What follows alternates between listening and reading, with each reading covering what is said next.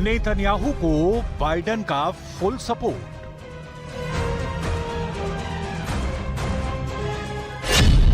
Iran के खिलाफ America का नया हथियार।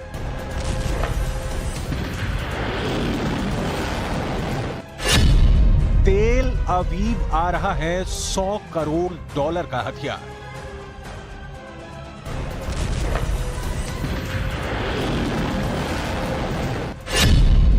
अमेरिका अमन चाहता है या वार?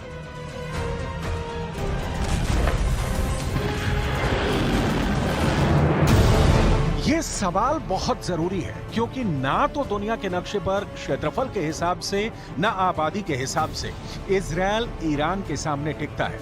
यहां तक कि पुतिन और शी जिनपिंग के समर्थन के बाद ईरान इजरायल से ताकत में भी बहुत ऊपर पहुंच जाएगा। फिर इजरायल के पास क्या है जिसके दम पर वो ईरान फतह करने की मंशा संजो रहा है?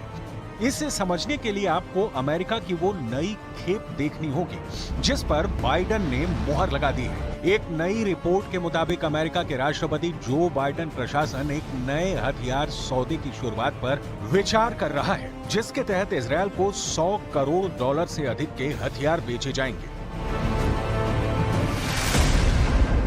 नया सौदा उस सहायता सौदे के अतिरिक्त है जिसमें इजरायल के लिए $26 अरब का सौदा शामिल है, जिस पर वर्तमान में कांग्रेस में बहस चल रही है। इस सौदे में $700 मिलियन के टैंक, गोला बारूद, $500 मिलियन के सैन्य वाहन और $100 मिलियन के मोर्टार राउंड शामिल हैं।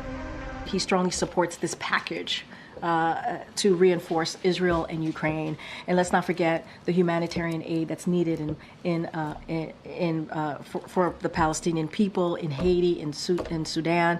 This is important humanitarian aid. Let's not forget the security in Indo-Pacific. So this is what this package is going to do. The president strongly supports that.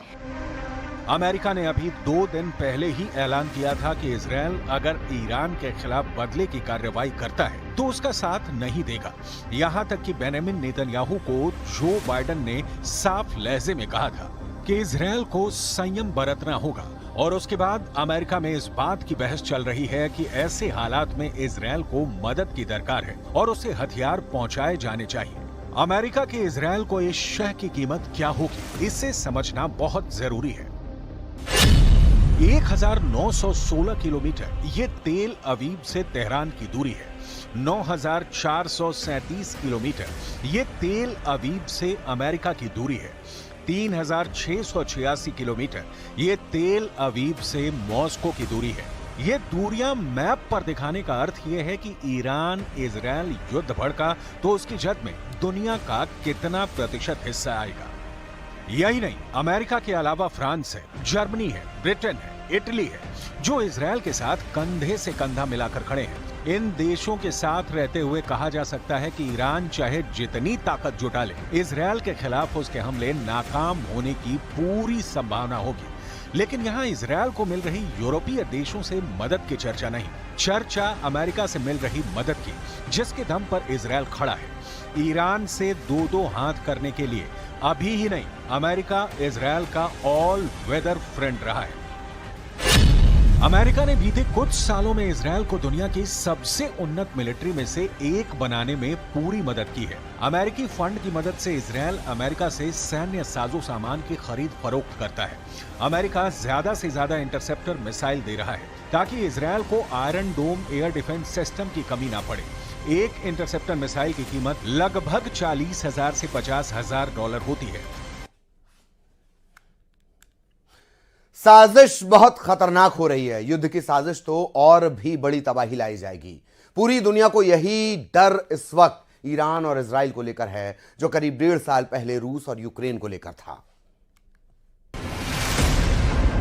Israel को अस्तित्व में लाने में America की बहुत बड़ी भूमिका रही है। अरब देशों की थ्योरी जो कहती है कि हमारी जमीन पर यहूदियों ने देश खड़ा कर लिया जिसे कभी कबूल नहीं किया जा सकता। ये मूल बात है जो ईरान के साथ मुस्लिम देशों के खड़ा होने को प्रेरित करता है। इजरायल इन देशों का अकेले मुकाबला नहीं कर सकता। इस तथ्य के बावजूद कि इजरायल के पास दुनिया के सबसे उन्नत हथियारों का जखीरा है, उसके पास दुनिया का सबसे उन्नत एयर डिफेंस सिस्टम है, लिहाजा अमेरिका की छांव जरूरी हो जाती है। अमेरिका ने वर्ष 2022 में इजरायल को 4.8 अरब डॉलर की मदद दी थी और वर्ष 2023 में 3.8 अरब डॉलर की आर्थिक मदद दी। असल में अमेरिका हर वर्ष इजरायल को 3.8 अरब डॉलर की मदद करता है, जो इजरायल के कुल रक्षा बजट का लगभग 16% है। जाहिर तौर पर इस समय अमेरिका इजरायल के असाधारण सहयोगी के तौर पर काम कर रहा है। अमेरिका इजरायल को बिना शर्त वित्तीय, सैन्य और राजनीतिक मदद देता है। इजरायल एक अघोषित परमाणु ताकत है, लेकिन अमेरिकी संरक्षण की वजह से उसे कभी किसी जांच का सामना नहीं करना पड़ा है। ये तथ्य है कि अमेरिका सबसे ज्यादा आर्थिक सहयोग इजरायल को ही देता है। दूसरे विश्व युद्ध के बाद से अब तक इजरायल को 158 अरब डॉलर की अमेरिकी मदद मिल चुकी है। इजरायल अमेरिका का सबसे बड़ा कारोबारी साझेदार भी है। दोनों के बीच हर वर्ष 50 अरब डॉलर का कारोबार होता है। इजरायल अमेरिका की मदद से एक बहुत बड़ा रक्षा उद्योग खड़ा कर चुका है। अपने डिफेंस मैन्युफैक्चरिंग बेस की वजह से ही इजरायल आज दुनिया भर में हथियार और सैन्य साजो सामान का 10वां सबसे बड़ा निर्यातक बन चुका है। 1972 के बाद से अब तक संयुक्त राष्ट्र सुरक्षा परिषद में अमेरिका इजरायल के खिलाफ लाए गए 50 से ज्यादा प्रस्तावों को गिरा चुका है। इजरायल को अमेरिकी मदद का स्केल क्या है, ये आपने देख लिया, लेकिन यहाँ ये भी समझना बहुत जरूरी है कि इजरायल से दोस्ती का अमेरिका को क्या फायदा मिलता है, क्योंकि अंतर्राष्ट्रीय संबंधों में राष्ट्र हित सर्वोपरि होता है, ना कि मानवीय संवेदना। इजरायल को अमेरिकी मदद मिलने के कई कारण हैं, लेकिन यहाँ आपको वो 4 प्रमुख कारण दिखाते हैं। पहला कारण, अमेरिका की नजर में अरब दुनिया की उथल पुथल भरी राजनीति में इजरायल की रणनीतिक अहमियत। दूसरा कारण, शीत युद्ध के कारण अमेरिका ने अरब जगत में सोवियत संघ के असर के खिलाफ इजरायल को एक अहम मोहरे के तौर पर इस्तेमाल किया। तीसरा कारण, शीत युद्ध के बाद अमेरिका पश्चिम एशिया में और ज्यादा सक्रिय हो गया और इजरायल, सऊदी अरब और मिस्र इसके सहयोगी बन गए। चौथा कारण, अमेरिका की इजरायल समर्थक नीति के लिए अमेरिकी लोगों की राय, वहां की चुनावी राजनीति और ताकतवर इजरायली लॉबी भी जिम्मेदार है।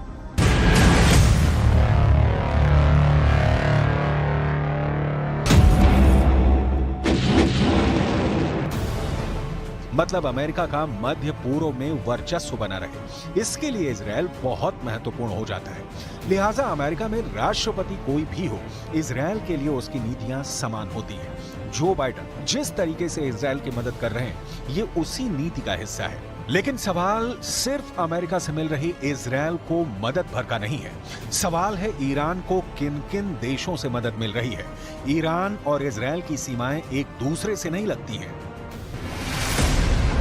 ईरान के हमले के बाद लेबनान और इराक ने अपने एयर स्पेस को बंद कर दिया है। सीरिया और जॉर्डन ने अपने एयर डिफेंस सिस्टम को अलर्ट पर रखा है। रिपोर्ट्स के मुताबिक कतर और कुवैत दोनों ने अमेरिका को अपने हवाई अड्डों को इस्तेमाल करने से ये कहकर रोक दिया कि वो ईरान के खिलाफ संघर्ष में शामिल नहीं होना चाहते हैं। गैर मुस्लिम देशों में रूस, उत्तर कोरिया और चीन के ईरान के साथ अच्छे संबंध हैं।